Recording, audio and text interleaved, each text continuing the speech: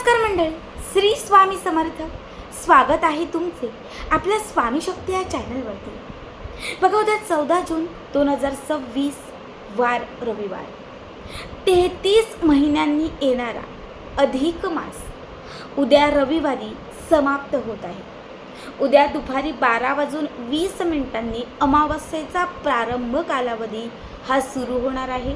ही अमावस्या रविवारी आणि सोमवारी या दोनही दिवशी उपाय आणि सेवा करण्यासाठी गृहीत धरली जाणार आहे.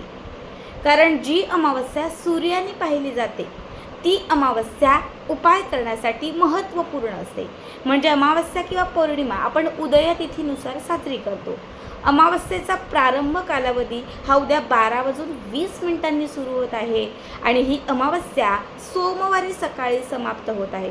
पण ती सूर्याने पाहिलेली आहे, त्यामुळे ही अमावस्या रविवार आणि सोमवार दोनही दिवस गृहीत धरली जाणार आहे.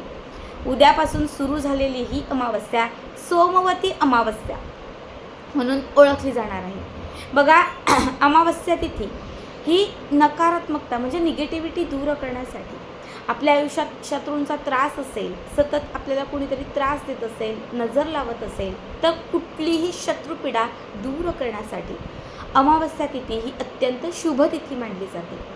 आज या व्हिडिओमध्ये मी तुम्हाला याच अमावस्येचे अत्यंत महत्त्वपूर्ण शत्रुबाधा दूर करणारे, नजरबाधा संपवणारे, निगेटिव्हिटी किंवा नकारात्मकता आपल्या घरातून, आपल्या आयुष्यातून लांब करणारे, सतत आपल्या घरात होणारे क्लेश थांबवणारे अत्यंत महत्त्वाचे असे काही उपाय सांगणार आहे.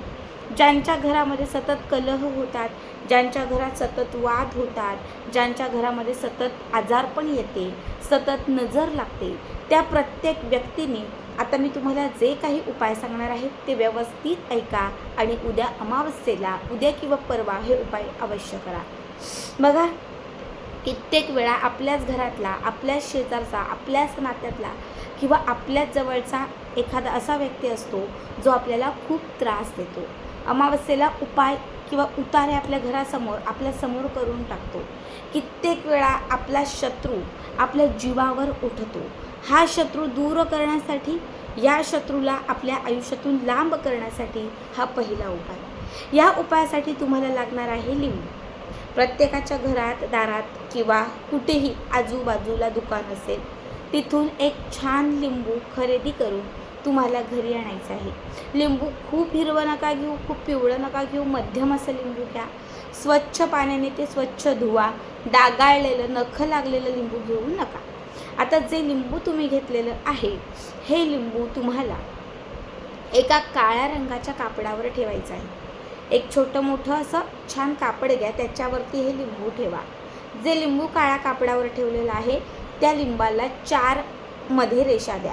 म्हणजे समजा हे लिंबू आहे ते एक उभी आणि एक आडवी अशा 2 रेषा. बघा, एक उभी आणि एक आडवी अशा 2 रेषा. तुम्ही मधी आणि उभी अशा 2 रेषा दिल्यानंतर म्हणजे चौकोनात तुम्हाला ते कट करायचं आहे. एक उभी आणि एक मधी, जसं स्वस्तिक काढतो, स्वस्तिक काढताना कसं एक मधी रेष देतो आणि एक आडवी, सेम तसं करायचं आहे. आता तुम्ही 2 रेषा दिल्यानंतर त्याचे 4 भाग होतील.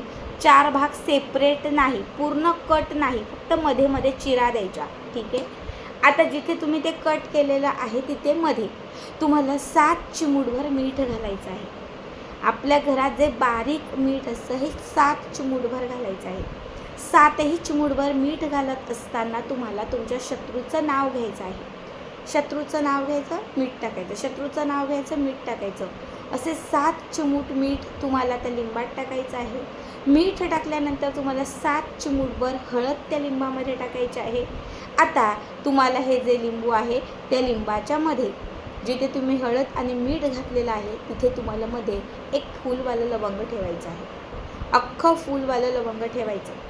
त्यानंतर त्या कापडाला गाठ मारायची. आता या कापडाची छान एक पुरचुंडी म्हणजे पोटली तयार करायची. आता ही तयार केलेली पोटली तुमच्या शत्रूच्या नावाने 7 वेळा फुंकायची. समजा मी पोटली तयार करून उजव्या हातात घेतली, असं 7 वेळा त्याच्यावरती फुंक घालायची आणि ही पोटली तुम्हाला या अमावस्येपासून म्हणजे उद्यापासून किंवा परवापासून जेव्हा तुम्ही उपाय कराल तेव्हापासून तुम्हाला कमीत कमी पुढची अमावस्या येईपर्यंत तुमच्या घराच्या दक्षिण भागात किंवा तुमच्या कुठेही आजूबाजूला जवळ ठेवायचे आहे. तुमच्यासोबत तुम्हाला ठेवणं शक्य नसेल तर घराच्या दक्षिण भागामध्ये ठेवा. मीठ हळद घातल्यामुळे त्यातून थोडासा रस बाहेर येऊ शकतो, पाणी येऊ शकतं. मग स्वतःच्या जवळ तुम्ही ती नाही ठेवू शकत, पण तुमच्या घरातल्या दक्षिण भागात ठेवा.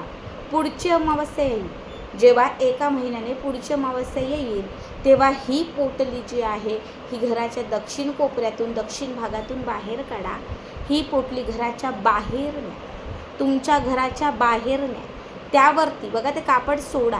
आता लिंबू थोडं सडलेलं असेल, खराब झालेलं असेल, जसं ते खूप सडेल, खराब होईल तसं समजून जा की जी काही शत्रुबाधा होती, जी काही निगेटिव्हिटी होती किंवा ज्या व्यक्तीसाठी हा उपाय केला आहे तो 100% लागू पडला आहे. लिंबू तसंच राहिलं, थोडं पण खराब झालं नाही किंवा लिंबू जसंचं तसं आहे तर समजून जा की तुमचं आणि त्या व्यक्तीचं जे काही शत्रुत्व होतं ते कुठेतरी थोडंसं कमी झालं, पण अजूनही आहे. खूप कमी झालं तर संपलं आणि थोडंसंच कुठेतरी खराब वाटलं किंवा जसंच्या तसं वाटलं तर कुठेतरी थोडंसंच तुमचं रिलेशन जे आहे हे स्टेबल आहे. अशा वेळेस तुम्ही पुढच्या अमावस्येला पुन्हा दुसरं लिंबू घेऊ शकता आणि सांगितलेला उपाय पुन्हा तुम्ही पुढच्या अमावस्येला करू शकता. काही लोकांना हा उपाय एकाच अमावस्येला म्हणजे लागू होईल, तर काही लोकांना खूपच जास्त त्रास असेल तर 2-3 अमावस्या तरी हा उपाय तुम्हाला कंटिन्यू एक महिन्यात करावा लागेल. आता हे लिंबू कापडातून बाहेर काढल्यावर त्याच्यावरती 4 ते 5 कापराच्या वड्या ठेवायच्या आहेत आणि तुम्हाला त्या लिंबावरती कापूर पेटवायचा आहे.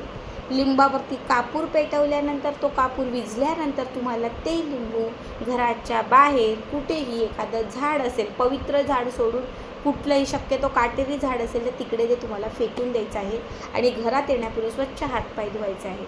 बघा, हा पहिला उपाय तुमच्या आयुष्यात कितीही मोठा शत्रू तुम्हाला त्रास देत असेल, कितीही निगेटिव्हिटी पसरवत असेल तर त्याला तुमच्या आयुष्यातून लांब करेल. ज्याच्या नावाने हा उपाय केला आहे तो व्यक्ती तुम्हाला कधीच त्रास देणार नाही आणि कधीही तुमच्याशी वाईट वागणार नाही.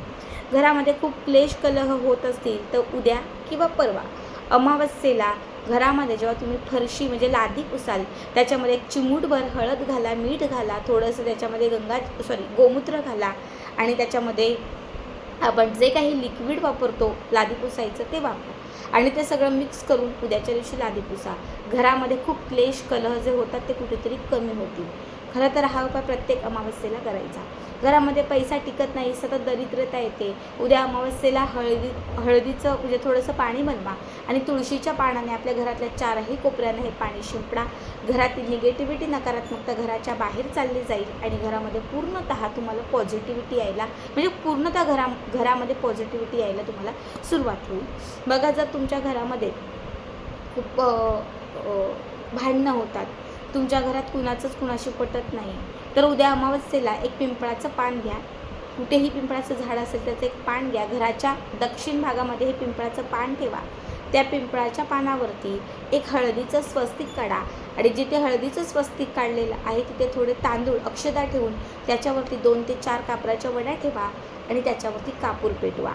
कापूर पेटवत असताना एक वेळा फक्त बघा, कापूर पेटवत असताना एक वेळा फक्त हनुमानांचं जे हनुमान स्तोत्र, मारुती स्तोत्र आहे त्याचं पठण करा. जोपर्यंत हनुमान म्हणजे मारुती स्तोत्र संपत नाही आहे तोपर्यंत कापूर विझू देऊ नका.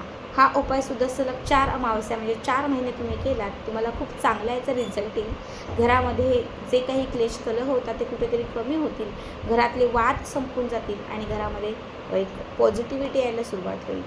खूप साधे सोपे उपाय सांगितलेत बघा, उद्या नक्की करा. श्री स्वामी समर्थ. जय जय स्वामी समर्थ.